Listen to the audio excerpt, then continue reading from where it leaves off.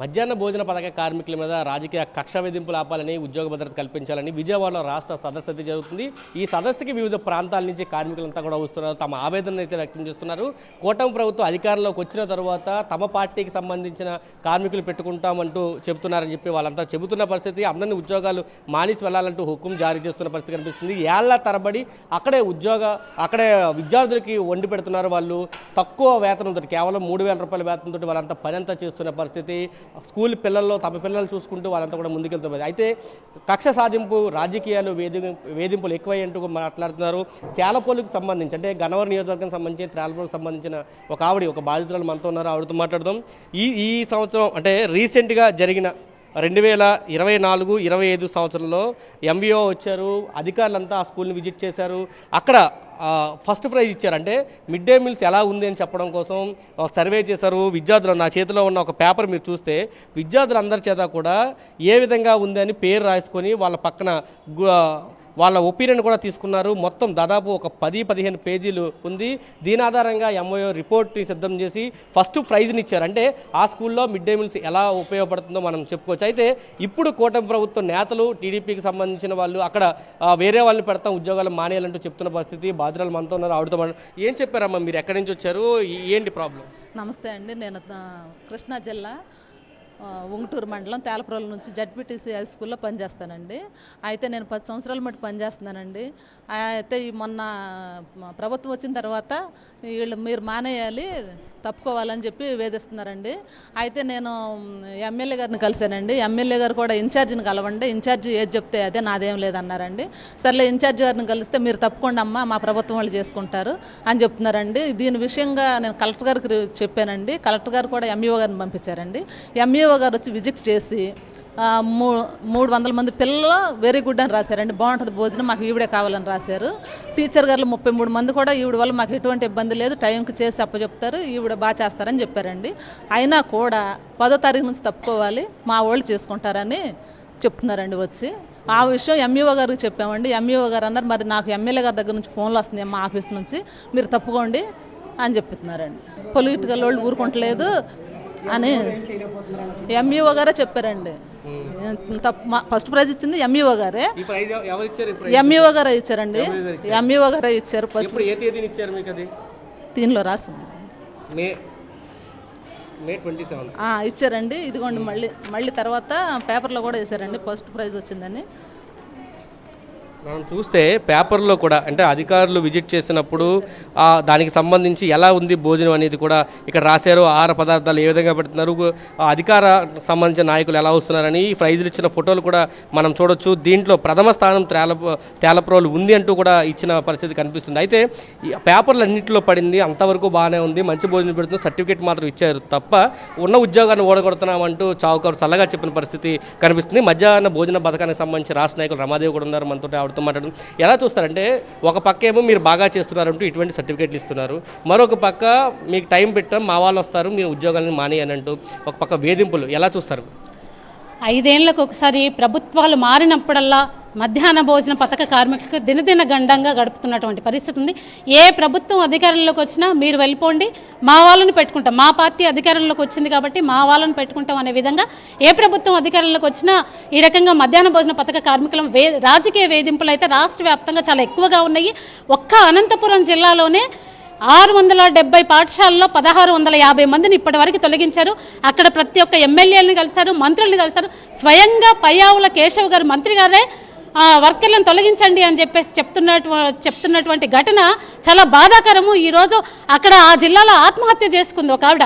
కాబట్టి ఈ రాజకీయ వేధింపులు ఆపాలి అని చెప్పేసి సిఐటియు, అదేవిధంగా మా సిఐటి అనుబంధ సంఘం మధ్యాహ్న భోజన పథక కార్మికుల యూనియన్గా ఈరోజు విజయవాడలో రాష్ట్ర సదస్సు నిర్వహిస్తున్నాం. ప్రభుత్వానికి ఒకటే చెప్పదలుచుకున్నాం, మేము ఏ ప్రభుత్వం అధికారంలోకి వచ్చినా మధ్యాహ్న భోజన పథక కార్మికుల మీద తొలగింపులు, వేధింపులు పెరుగుతున్నాయి. ఇది సరైనది కాదు. ఇప్పటికైనా ఈ కూటమి ప్రభుత్వం 100 రోజుల పాలన మాది మంచి పాలన అనేసి చెప్తున్నారు. కాబట్టి మీ మంచి పాలనలో ఈరోజు మధ్యాహ్న భోజన పథక కార్మికులు రాష్ట్ర వ్యాప్తంగా దాదాపు 3000 మందిని తొలగించారు. ఇప్పటికీ ఇంకా వేధింపులు, తొలగింపులు అనేది ఇంకా జరుగుతూనే ఉన్నాయి. రాజకీయ నాయకులు, ఎమ్మెల్యేలు, మంత్రులు, అక్కడ ఉన్నటువంటి మండల నాయకులు ఎవరైతే ఉన్నారో మా వాళ్ళకు ఉపాధి కల్పించుకోవాలి అని చెప్పేసి ఉన్నటువంటి వాళ్ళ మధ్యాహ్న భోజన పథకం కార్మికులు, అదేవిధంగా స్కూల్ ఆయాలు స్కూల్ ఆయాలను కూడా తొలగించేటటువంటి పని చేస్తున్నారు. ఇది సరైనది కాదు. మేము యూనియన్గా ఈరోజు చెప్పదలుచుకున్నాం, ఏ ఒక్క మధ్యాహ్న భోజన పథక కార్మికుల ఉపాధి కానీ స్కూల్ ఆయాల ఉపాధి కానీ తీసేయాలని చూస్తే రాష్ట్ర వ్యాప్తంగా మొత్తం కార్మికులందరినీ కూడా ఐక్యం చేసి పెద్ద ఎత్తున ఉద్యమం చేస్తామనేసి ఈ సందర్భంగా ప్రభుత్వానికి హెచ్చరిక. ఒక అనంతపురంలోనే ఇతర ప్రాంతాల్లో కూడా ఈ తొలగింపులు కొనసాగుతున్నాయి. అన్ని జిల్లాల్లో కూడా అన్ని జిల్లాల్లో ఈ తొలగింపులు ఉన్నాయి. కృష్ణా జిల్లా, ఎన్టీఆర్ జిల్లా, ప్రకాశం జిల్లాలో 300 మంది కార్మికులను తొలగించారు. ప్రతి జిల్లాలో రాష్ట్ర వ్యాప్తంగా 26 జిల్లాల్లో కూడా ఇదే పరిస్థితి ఉంది. ఈ జిల్లాలో లేదు అని చెప్పుకోవడానికి లేదు. నేను కొల్లూరు నిన్నగాక మొన్న కొల్లూరు మండలం వెళ్ళాను. అక్కడికి ఒక పెద్ద ఆవిడ వచ్చింది, 50 ఏళ్ళు నిండినటువంటి పెద్ద ఆవిడ వచ్చింది. అమ్మ, దాదాపు 20 సంవత్సరాల నుండి నేను పనిచేస్తున్నాను, ఇప్పుడు నువ్వు వెళ్ళిపో, మేము మా పార్టీ వాళ్ళని పెట్టుకుంటామని చెప్పేసి అక్కడ మండల పార్టీ నాయకులు వచ్చి నన్ను వెళ్ళిపోమంటున్నారు అని చెప్పేసి వస్తున్నారు. అంటే 20 ఏళ్ళు 24 ఏళ్ల నుండి పనిచేస్తున్న వాళ్ళని కూడా మీరు వెళ్ళిపోండి అనేటటువంటి పరిస్థితి. ఇట్లాంటి పద్ధతి సరైనది కాదు అని చెప్పేసి మేము చెప్పదలుచుకుని, మీరు 100 రోజులు అవుతుంది మా పాలన బాగుంది అని చెప్తున్నారు. ఈరోజు ఇక్కడికి ఇంతమంది వచ్చారు, మీ పాలన బాగాలేదు అని చెప్తున్నారు. మీరు ఈరోజు దిగిపోతారా అనేసి మేము అడుగుతున్నాం ఈ ప్రభుత్వాన్ని. 100 రోజులలో ఇంతమంది కార్మికులు తొలగించారు, రాబోయేటటువంటి రోజుల్లో మీరు ఇంకెంతమందిని తొలగిస్తారు? 100 రోజుల్లో మీ పాలన బాగాలేదు అని చెప్పేసి ఈరోజు మేము చెప్పదలుచుకున్నాం. ఏ ఒక్కరి ఉపాధి తొలగించినా అందులో మధ్యాహ్న భోజన పథక కార్మికుల యూనియన్ వాళ్ళకి అండగా ఉంటుంది.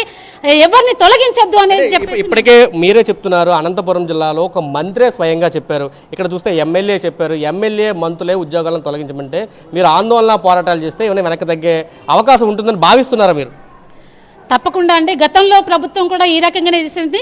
అంతకంటే ముందు టీడీపీ ప్రభుత్వం మొదటగా రాష్ట్రం విడిపోయిన తర్వాత వచ్చినప్పుడు కూడా ఈ రకమైనటువంటి ప్రయత్నాలు చేస్తే మేము పెద్ద ఎత్తున ఆందోళనలు చేసి వాళ్ళ ఉపాధిని కాపాడుకోగలిగా.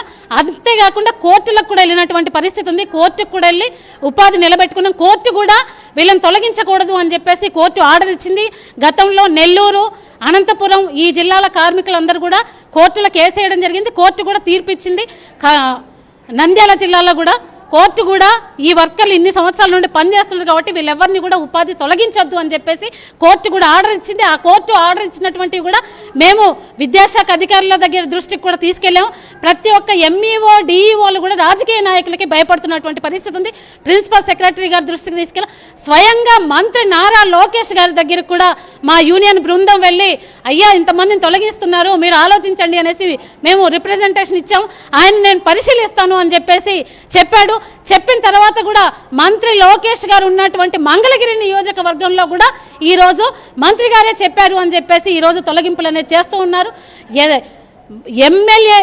ఎమ్మెల్యే చెప్పిండు అనే కారణంతోనే ఈరోజు ఎంఈఓలు వాళ్ళ మీద ఒత్తిడి చేసి, ఇంకా ఎంత దారుణం అంటే మీకు బిల్లులు పడతాయి, ఈ బిల్లులు వేస్తున్నాము, ఇంత సంఖ్య మేము వేస్తున్నామని చెప్పేసి వాళ్ళతో తెల్ల కాగితాల మీద సంతకం తీసుకొని వర్కర్లతోని తెల్ల కాగితం మీద సంతకం తీసుకొని వాళ్ళకి ఇష్టం ఉన్నట్టు రాసుకొని మిమ్మల్ని తొలగిస్తున్నావు, ఆమె సంతకం పెట్టింది అనేసి తప్పుడు విధానాలు వ్యవహరిస్తున్నారు. ఇటువంటి తప్పుడు విధానాలు మానుకోవాలి అని చెప్పి ఎటువంటి ఆందోళన పోరాటానికి సిద్ధమవుతారు? ప్రభుత్వం కనుక వెనక్కి తగ్గకపోతే, అధికారులు కనుక వెనక్కి తగ్గకపోతే ఎటువంటి ఆందోళన పోరాటానికి మీరు వెళ్తారు?